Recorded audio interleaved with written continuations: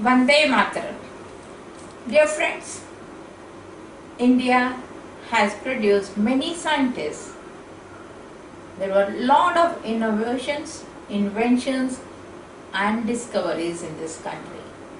Very simple things right in the beginning of the era, when even before the others in the world could think of it, India was advanced both in science and in medicine. Especially the innovations we had in Indus Valley civilization. We had, like, even the smallest button was invented in this country, calico, carding, and you have the iron and mercury was invented here, single rollers, and then cubical steel, dock, Indian ink was invented by us. The game, like sports, are invented by this country. Ludo is invented here. Muslin, the thin cloth, is invented here. And playing cards were also invented in this country. Prayer flags were there, and seamless celestial globes were here. Snakes and ladders game was invented here.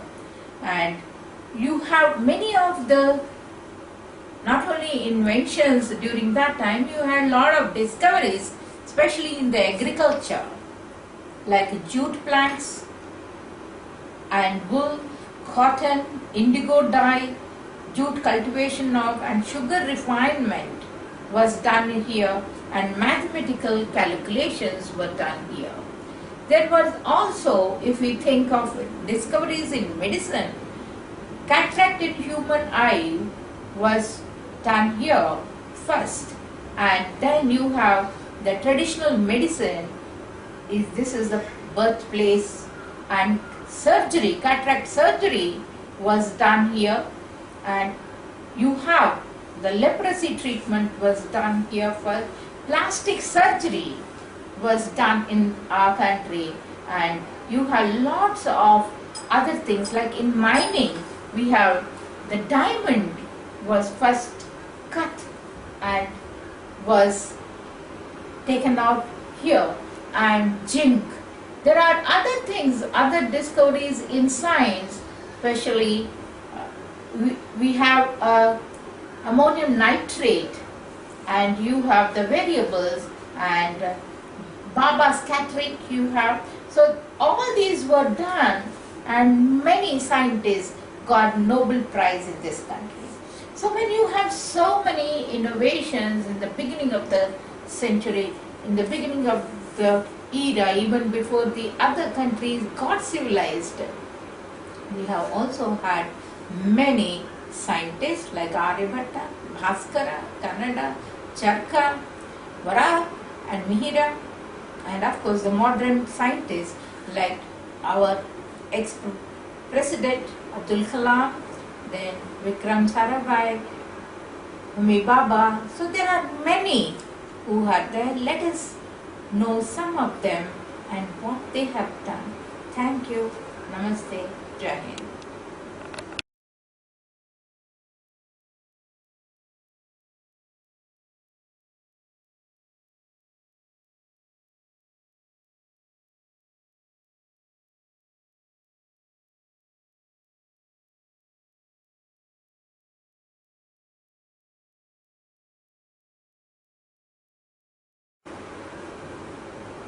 Vande Mataram.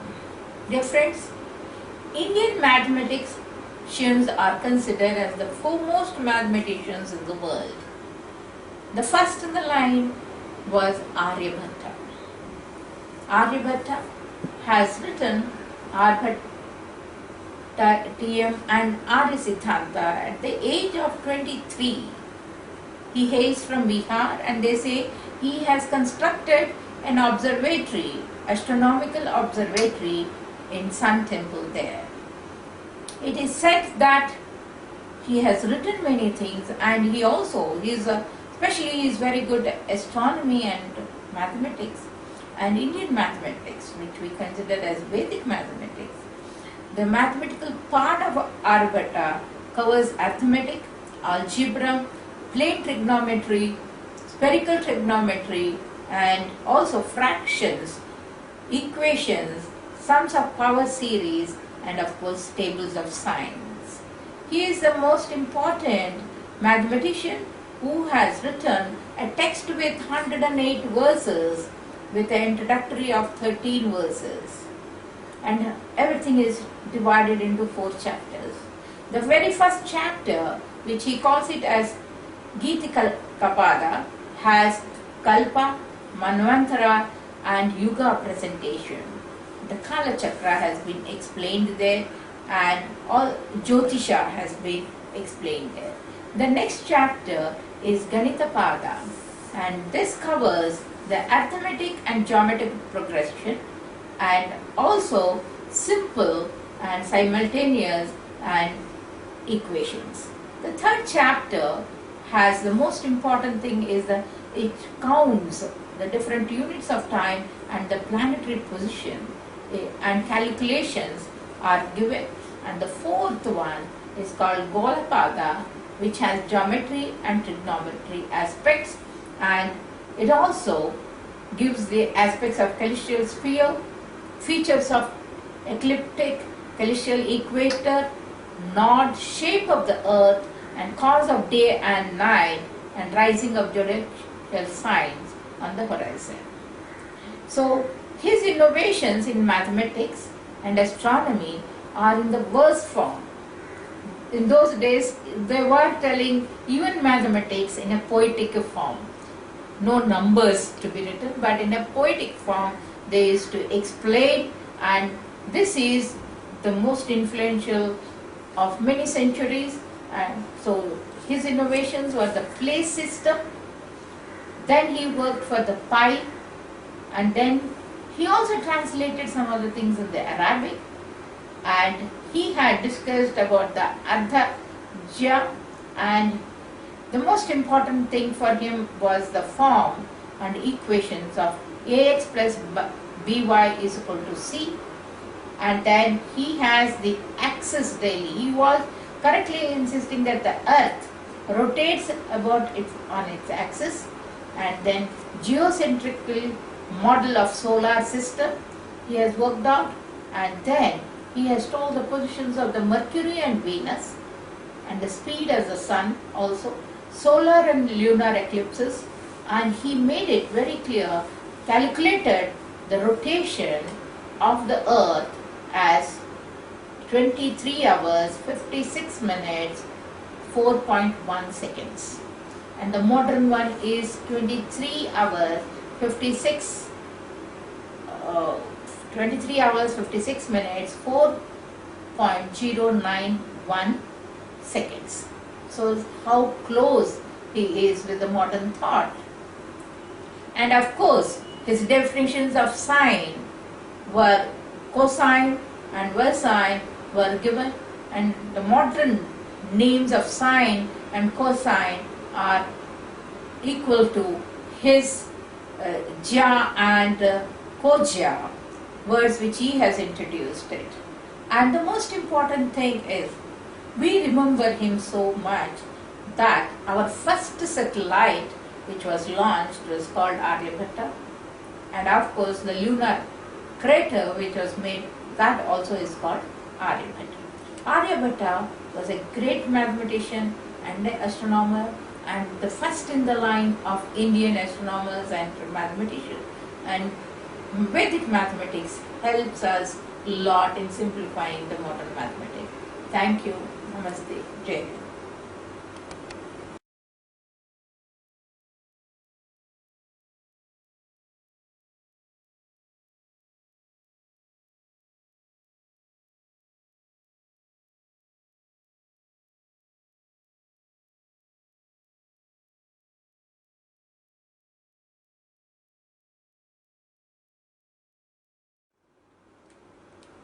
Vande Mataram. Dear friends, next to Aryabhatta, it is Bhaskara in the 7th century who has given us Hindu-Arabic decimal system. And he simplified what Aryabhatta has said about especially the sign. Many of them are not able to give a real life sketch of Bhaskara, but they say that he was from the Maratha area, he was an astronomer. There are many stories about him. They say that he had a daughter called Leelavati, who was again a great mathematician who gave algebra to this world. The first algebraical work has been done by Leelavati, his daughter. When she was very young, there are two stories. One, he feels that she may not be able to get married, or other one was that she might become a widow in the early stages. So he, being an astronomer, he thought if he calculates a proper muhurta for her marriage, then she may not become a widow. So to work on it, hourglass like, he makes use of a pot with the water, and he thinks that as it falls drop by drop, the moment it stops, then that is a correct muhurta and he will get her married. Then there will not be any problem. And he makes Leelavati, a young girl, to sit next to that and to tell him the moment it is over. So she sits there, and then she wants to peep in and see whether it is over. She peeps in. Unfortunately, one of the pearls from her jewelry falls in it and closes the hole. When Bhaskara comes, he doesn't see that, and he thinks, okay, everything is, and he gets her married. Some say he got her married and she became a widow. Some say he did not get her married and he thought it is better to put her into mathematics, and he started her into mathematics. Some say no, after she got married, she became widow, so he brought her back home and then initiated her into mathematics. And then she became a great mathematician. The algebra, Bijaganitam, has been given by her.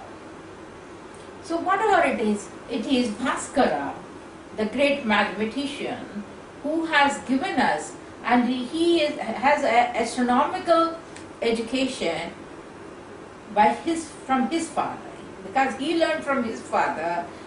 That was Bhaskara, and Bhaskara 1 he is called. Some say Leelavati was not his daughter, she was his wife. There is another argument also. They say there is nothing like Leelavati. He only wrote about Leelavati and Leelavati Bijaganitam, so it has come. So whatever it is, whether it is his wife or daughter or he wrote, Leelavati has become a great mathematical work. And then all his works are, especially the decimal system, he has aligned with, and he has given the position. His system is a truly positional. He also represented the value from 40 or 400. And Brahmi numericals, they say, and these numerals were the most important, and he has given the system decimals, and he also did not invent, they say, but he has only worked on it. So Bhaskara's theorems are about the solutions of today are called the Pell equations. Till today, people remember great Bhaskara as a great mathematician who has worked out and simplified Aryabhata's works. Thank you. Namaste. Jai Hind.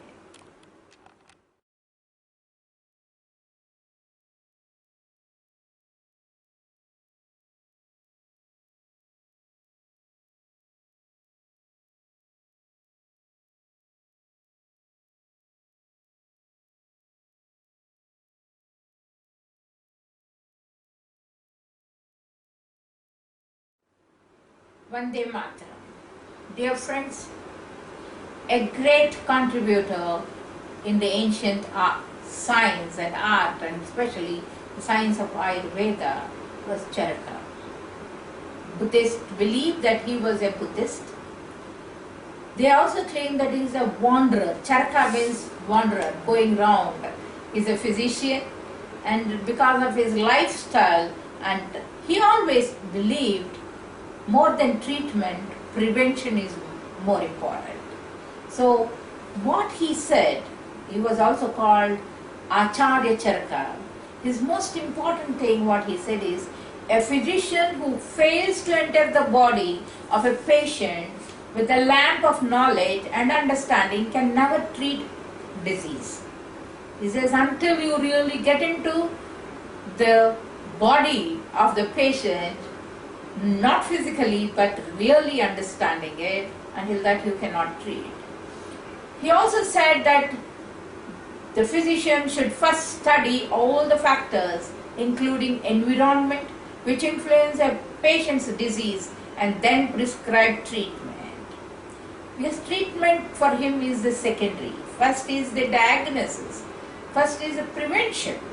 So environment has to be learned. He also said it is more important to prevent the occurrence of disease than seek a cure. So being doctors, they have to work on preventing it. The cure comes next. First is to prevent. And he also, his treatise contains many such remarks which are held in reverence even today. Some of them are in fields of physiology, etiology and embryology. His contributions are, because he was the first physician to present the concept of digestion, metabolism and immunity. Till then people know, okay, I'm eating, they did not understand what is the concept of digestion. He was the first one to present to the world that the concept of digestion, and then metabolism, and then immunity. He also said that illness is caused when the balance among the three dosha in a human body is disturbed. To restore the balance, he prescribed medicinal drugs. Although he was aware of germs in the body, he did not give them any importance. He said the germs are there in the body, but don't give much importance to it. The most importance is the balance in your body, and for that the drugs can be given. He also knew the fundamentals of genetics, and he studied the anatomy of human body and various organs. He gave 360 total bones in our body. We actually say 206, some say 207, but today he gave it as 260, and he included teeth present in the body. In 360, the teeth he considered them as a bone. He claimed that heart was connected to the entire body through 13 channels. Today the whole body is connected from the heart in 13 channels. He also claimed that any obstruction in the main channels lead to a disease or deformity in the body. That's exactly we are doing now, bypassing it. One channel doesn't work, bypass and get into the other channel.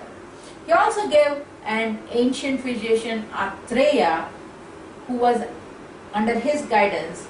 Agnivesha had written an encyclopedic treatise in the 8th century BC. So he also said Charaka's tradition, he told there existed 6 schools of medicine founded by the disciples of sage Punarvasa Atreya, and all these 6 disciples have given you the 6 schools of thought in the medicine is Agnivesha, Bhela, Jatukarna, Parashara, Harita and Kesapani. And he also made that his Charaka Samhita he wrote. In Charaka Samhita he divided into 8 parts. Sutrasthana, Nidanasthana, Vimanasthana, Sharirasthana, Indriyasthana, Chikitsasthana, Kalpasthana and Siddhisthana. Dear friends, his Samhita is considered as a book today, Bible for all the medical students, to know the ancient medicine. But his first thing, what he preached, what he said is, prevention is better than cure, which even today the doctors say. Many of them say prevent. If we have so many things, he says first understand your own body. Every individual, whether you are a medical student or not, we should know about our own body. We should know how many bones are there. We should know this whole hand, how many bones are there. Most of us say we are not a medical student. Need not be, but you know, you have studied some little awareness about it, how many bones are there, so that at least we know which bone is. We may not know the name, but we should know how many are there. Like we have one bone from here to here, we have two bones from here to here, we have 8 wrist bones, and we have 5 palm bones, and we have 14 finger bones. In the same way, we have on the leg. So, and how many bones we have totally in our vertebral column and our ribs. So totally we should have a knowledge of our own body parts and about indriyas and also about the internal parts of our body. So that's where Charaka said, if you know your body system, if you know little awareness about your body, you can keep the diseases away from you. So you can prevent rather than try to cure. Thank you. Namaste. Jai.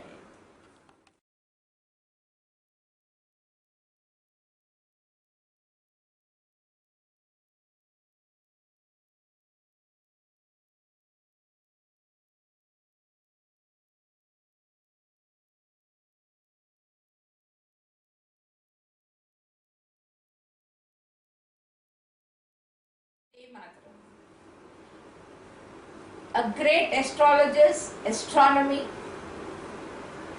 are Varaha Mihira. There is a concept, they say Varaha Mihira is one person, some people say they are 2 people, father and son, Varaha and Mihira. And they were especially Varaha was in the court of Vikramaditya as Navaratna, one of the Ratnas. It is also contradictory, but it says Khana Devi was Varaha's daughter-in-law, wife of Mihira. It so happened, they say that Mihira and Khana Devi studied under a guru. They both stayed whole night and they used to observe and find out Graha called Buddha Graha was founded by Khana Devi and Mihira. When they spent a lot of nights observing and finding out, before coming out from the Gurukula, they decided to marry. And they told the Guru that they both will be married. Their Guru was a great astronomer, and he said, okay, I have the whole science of astronomy, astrology is the greatest science. He said, I give it to you, both of you, so that you both can take this science further. On the way, Mihira became so egoistic and arrogant. He said, what is this? I know, and my father was he is a great astronomer, and I know everything, and there's no need for this. And he threw all the books into the lake. And they say that 50% of astrology science died there with those books. They both got married, they came home, and they were living. But Khana Devi was just a housewife. She was not entertained in any of the astrological work of Varaha and Mihira. One day, Vikramaditya asked in the court, how many stars are there in the sky? Varaha was not able to answer immediately, and he said, give me one day time, next day I will come and tell you. He came home and he was thinking. Khana Devi saw father-in-law worried. She asked, what is the reason? He said that King Vikramaditya has asked me such question. I just don't know how to answer, and what is the answer? And they went to bed. Khana Devi sat whole night under the sky and They say that she counted all the stars. Next day morning, she told the father-in-law, there are 27,000 stars within our eye range. This eye range, what I can see in that range alone, there are 27,000 stars. In that way, the whole, because space is a vacuum. So within your eye reach, what you can see, only you can tell. This answer really he liked it. Next day morning he went to Vikramaditya. In the court he told. Vikramaditya was very happy and he said, I should honor you. You are the first one who told how many stars are there in the sky, at least within our eye range. He felt little guilty and he said, this answer is not given by me to you. This was calculated by my daughter-in-law, Khana Devi. Vikramaditya was very happy. He said, a lady in my kingdom, she is there, I should honor her. Get her tomorrow. He told him. He said, okay, and he came.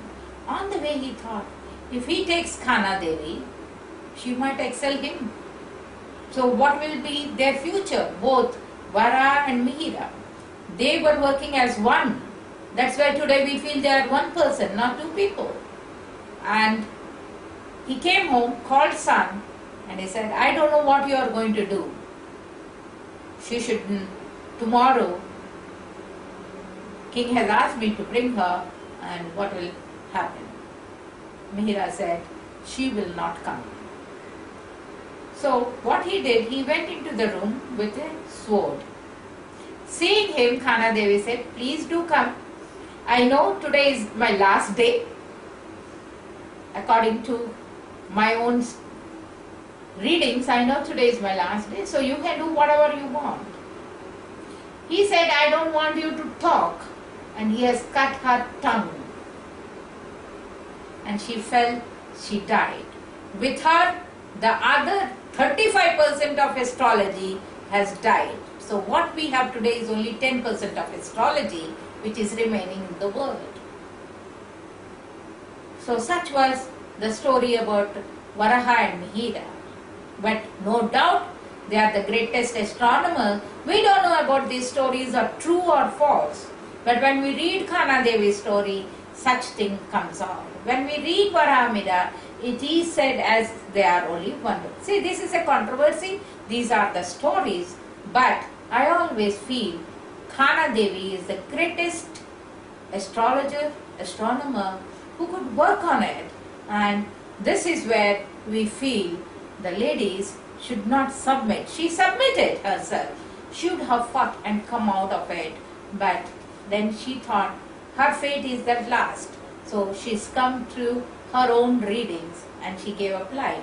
Coming back to Varaha, his works, especially Panchasiddhantika, was the most important factor, and also he has 5 Siddhantas. He had Surya Siddhanta, where Siddhanta of the sun composed by the Lata Deva, then Vasishtha Siddhanta, where he called it from the stars, of the great bear composed of the Vishnu Chandra, then Pulasya Siddhanta, Romaka Siddhanta and Brahma Siddhanta. Dear friends, now Brahma Samhita, Brihat Samhita he called it, and Brihat Jataka, he also said it is considered as the 5 treatises on Hindu astrology on horoscopy. Daivagya, Vallabha, Laghu Jataka, Yoga Yatra and Vivaha Pata. Now Varahamihira, he has the greatest astrologer and astronomer who has worked on the astrology but on the remaining astrology in the world. Thank you. Namaste.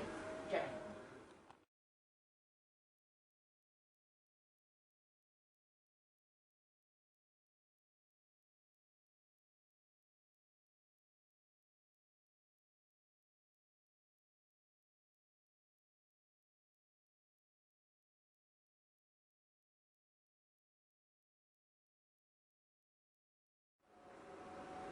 Vande Mataram. Dear friends, Canada was a great scholar, sage, who gave the concept of, originated the concept of atom to us. They say one day, it is a very interesting story, he was walking with the food in his hand, and as he was walking, he was just putting up small bits. The last he had the smallest particle which he could not break it and leave it. Then he thought, so this is a small anu and this small is an atom. So that he could not divide it further, and he said whichever is not able to be divided further, this is an atom. So his school of philosophy, he has given it so eternally that minute objects which are invisible to naked eye come into the being and vanish instantly. So there are many small particles around you, they all come in, but they get also dissolved. But the minute one, that is the most important, and that is atom. Now this is the first person who developed this theory, and many of them feel he did say it, but he did not experiment it properly. Then later on there were many experiments, but today they also say it is nearing to the modern physics. The thoughts are nearing. They did their experiments in a different way. Today the experiments are in a different way. The modern physics is whatever the experiments carried out. Most of Indian scientists were given understanding that they all have come out with the concepts without experimenting in a proper way. But today again the great scientists believe that nobody can give a concept without experimenting it, and they all believe now, all these great scientists who all have given it. So it is reviving. We can call it as the Hindu scientific concepts are reviving. It is a revivalism today. And most of them have agreed to Kannada's atom invention. Though it is, so like Bhasan, an Australian Indologist, they said they were brilliant imaginative explanations of the physical structure of the world, and in a large measure agreed with the discoveries of modern physics. So he compared it and he said we have to understand. So we have to know that our ancestors were great scientists, and we should walk into the science very liberally and also magnanimously. Thank you. Namaste.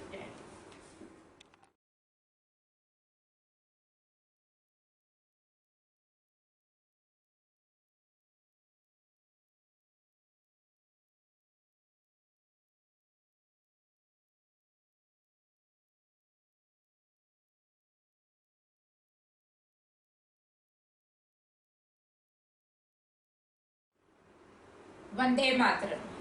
Dear friends, our 11th president and the great scientist is called APJ Abdul Kalam.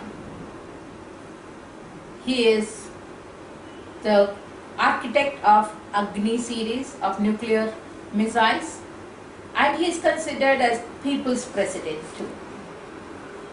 He is a great scientist, and his contribution to the nuclear physics and also to the country as such, to the citizens, is great.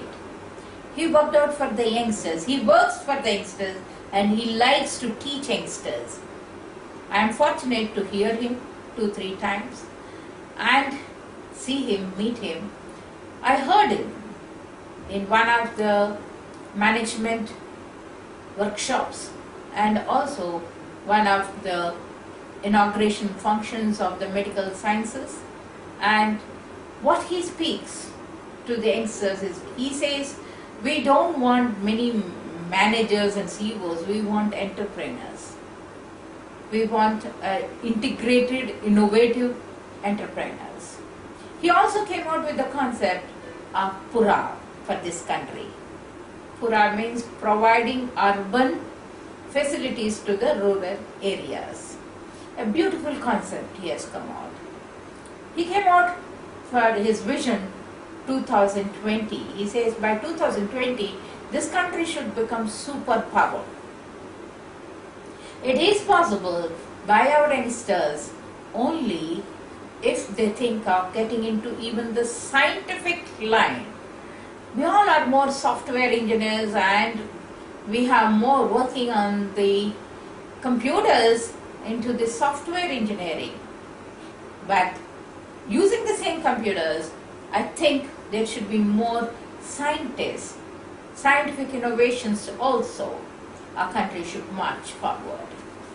Now, with Mr. Kalam, who was born as a son of a boatman in Rameshwaram, has been raised in a multicultural, both from the Islamic and the Hindu culture. He follows, of course, Islamic religion, but he is a true Indian. He studied in Ramanathapuram. When I was asked to come, I asked, where is this Ramanathapuram? They said, Abdul Kalam studied here, and I rushed there. I said, I should see that place. So, his name today is great inspiration for all the Indians, wherever they stay. He worked, and they say that he used to study very hard. He used to struggle.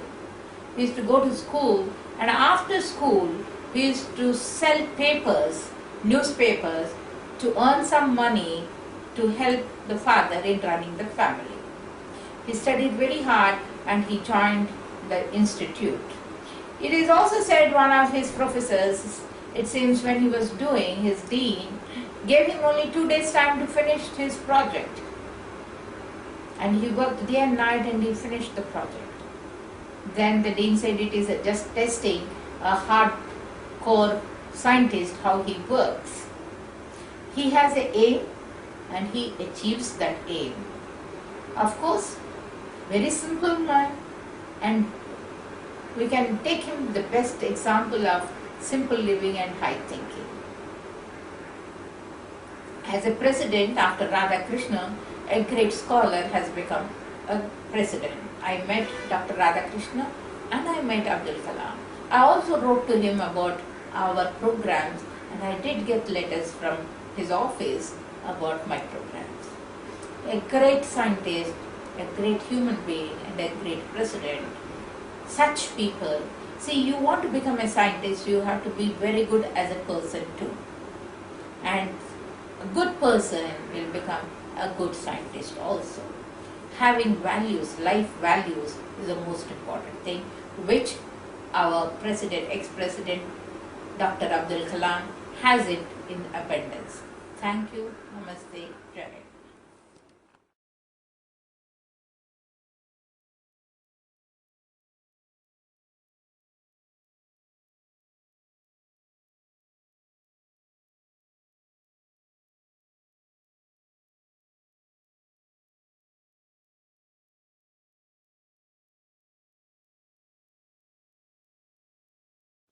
Vande Mataram. Dear friends, Chandrasekhar Venkataraman was our first Nobel laureate in science. He's called C.V. Raman. He got it for his Raman effect. He is the first person who hails from South India, studied in Vizag schooling and college in Madras. I am fortunate to know that he studied in a school where I and my husband taught in St. Aloysius Anglo-Indian School in Vizag, where for 3 years I taught in that school, and I am so happy to hear that he studied in that school. Such a great man. He has worked on with many of it. He met Rabindranath Tagore too, who was the first Nobel Prize winner in literature, and Raman is the second one. He not only won, but he inspired many other scientists to become Nobel laureates. Many of the other younger generations worked under him and they got Nobel Prize, just like his own nephew Subramanian Chandrasekhar, who also got Nobel Prize afterwards, inspired by him. Raman effect was the greatest innovation which he got it, and also he started companies, a chemical and manufacturing company, and he lived for a grand old age and inspired everybody. When I was very young in Bangalore, when I stayed, I don't remember I have seen him, but I heard about him. But I feel that in one of the meetings, because I was very young, I did see him. But that time I did not know that he was a great scientist. But I can't claim him much, because when I saw him, I didn't know that he was a great scientist. But today, when I understand that he is a man whom I have seen was a great scientist, we should bow down to the first ever scientist who got the Nobel Prize in this country. Thank you. Namaste. Jai.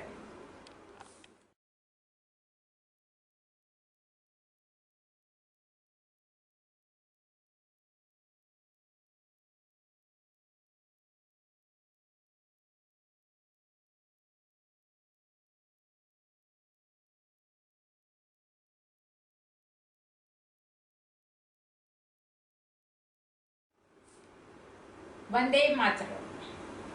Homi Bhabha, the first ever atomic physicist, came down to India after the World War II and settled and worked under Sir C.V. Raman.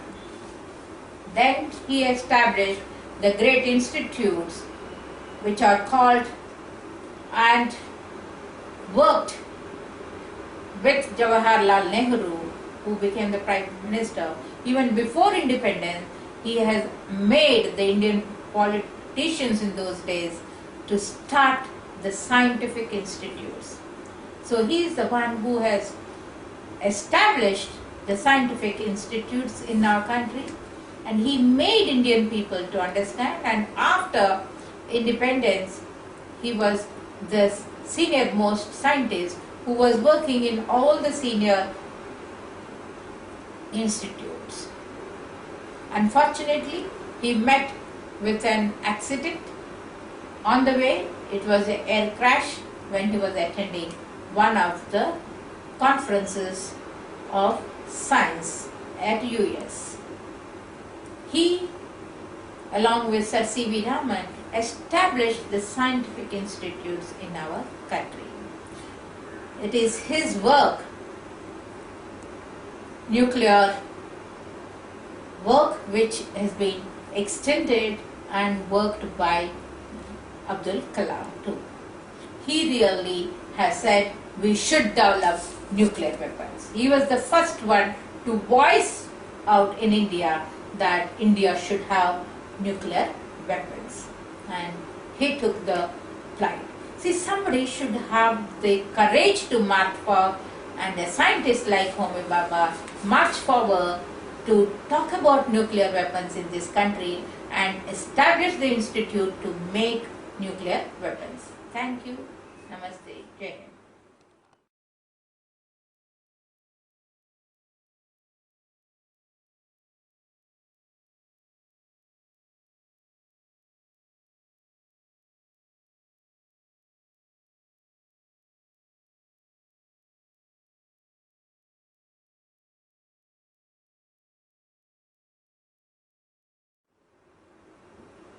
Vande Mataram. Jagdish Chandra Bose, the pioneer of radio and microwave optics and inventor of chrysograph, was the first one who patented his work. The first work. But he is an Indo-Indian polymath, a physicist, a biologist, a botanist and an archaeologist, and also a writer, early writer of science fiction.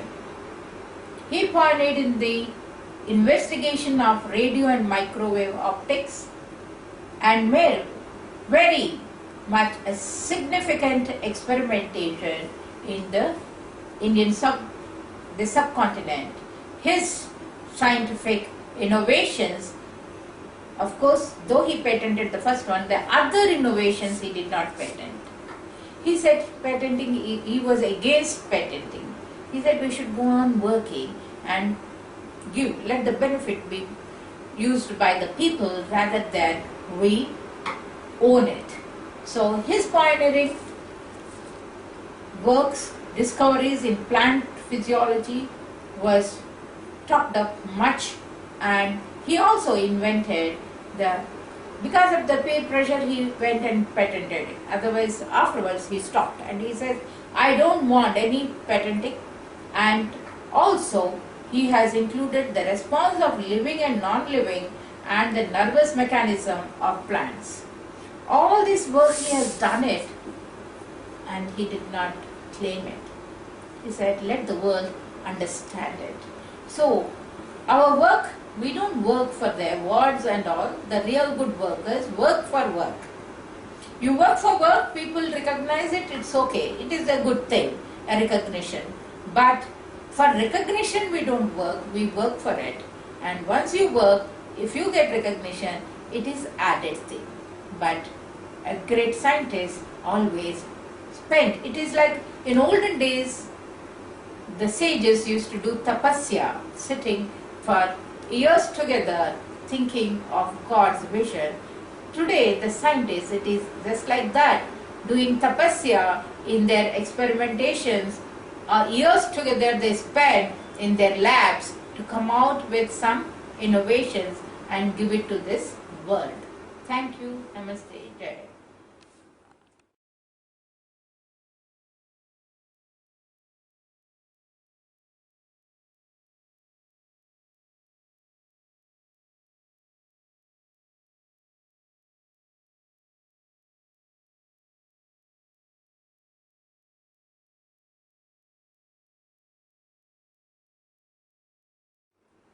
Vande Mataram. Dear friends, Satyendra Nath Bose is another scientist from Bengal who got Nobel Prize winner, and he got Padma Vibhushan from our country, who worked for X-ray crystallography, and he worked along with Albert Einstein. We collaborating with him, and he is a self-taught scholar and a polyglot, means he knows many languages, and he had a very wide range of interest in varied fields, including physics, mathematics, chemistry, biology, mineralogy, philosophy, arts, literature, and music. Just imagine a scientist liking art and music and literature. So in all the fields he was there, and he stood. It is a transition between the old Westerners and the modern. He was in the between, and he has contributed a lot to this country's scientific studies, and he has given to this world lot.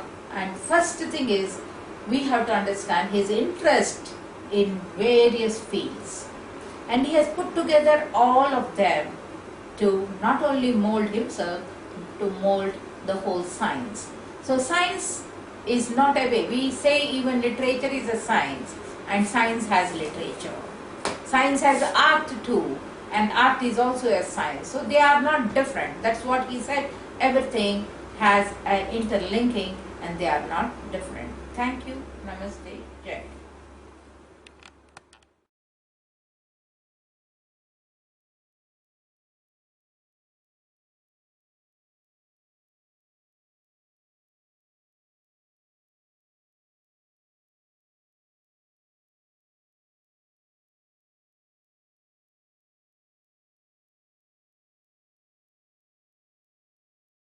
Vande Mataram.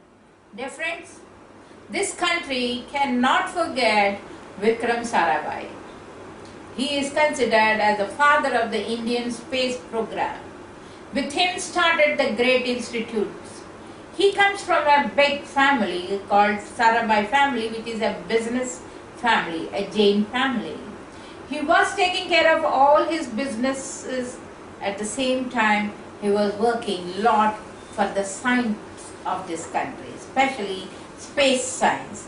And he had worked with Sir C.V. Raman too.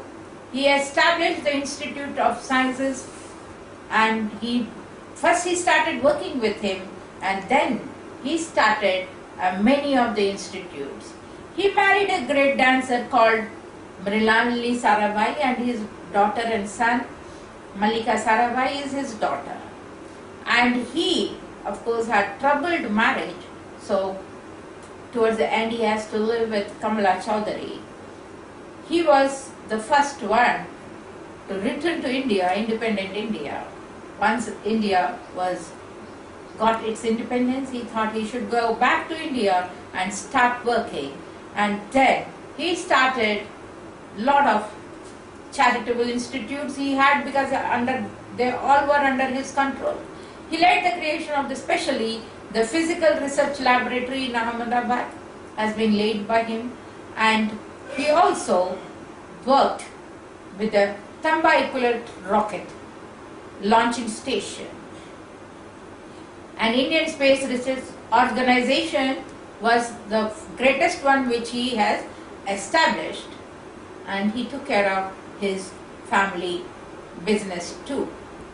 How is it possible for a businessman to take care of his family business and at the same time establish great institutes, especially the science institutes, and work for the space science in India?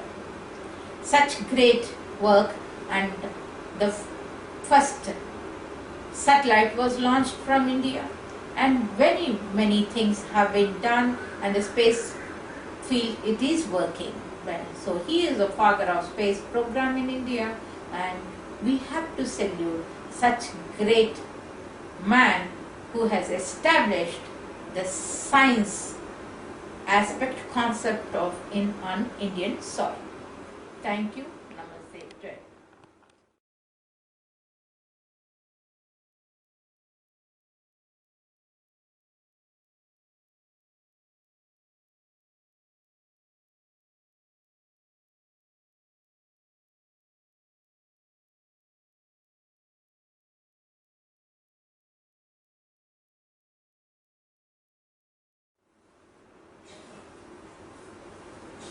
Vande Mataram.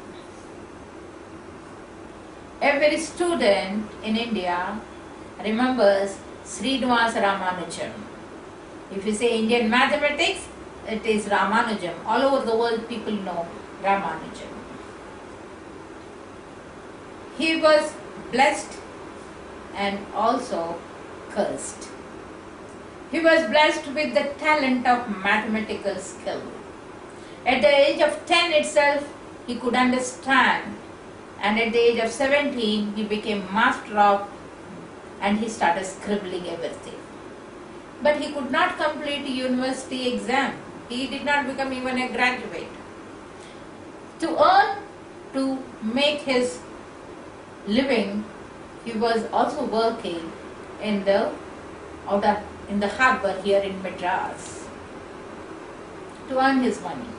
There he met one of the great officer, Britisher, who saw him scribbling, and when he went through, he sent all those papers to England, and he got invitation from there to come and work and in Cambridge University. He went there, he worked there, and he became the Fellow of Royal Society and Trinity College, but succumbed to his liver infection hardly at the age of 32. He worked out almost like 3,900 results. Many of them are not decodified for a long time, then they have decodified, and today many of the results are understanding. It is very difficult to understand what he has given, but people slowly are understanding, making it put it, and slow in observing some of the major discoveries he has made it. And today the Ramanujam Journal, an international publication, is launching his public work, and everybody, the mathematicians, those who are interested in maths, they just want to know what Ramanujam has said it. Dear friends, India has declared this year as the National Mathematical Year. And also they wanted to declare December 2011, they declared it as celebrate the Ramanujam's birthday as a National Mathematical Day. So his birthday, hereafter it will be celebrated as a National Mathematics Day, and this year it is a National Mathematical Year too. So such great is Ramanujan, and people who are interested, see, he is not good in any of the subjects, but he is very good in math. They say if you are good in math, you will be good in everything. But if you are good in everything, you will not be good in maths. But here it so happened that he was very good in math, and he achieved it in a very short time. And he has given the world such a great innovation. Thank you. Namaste. Jai.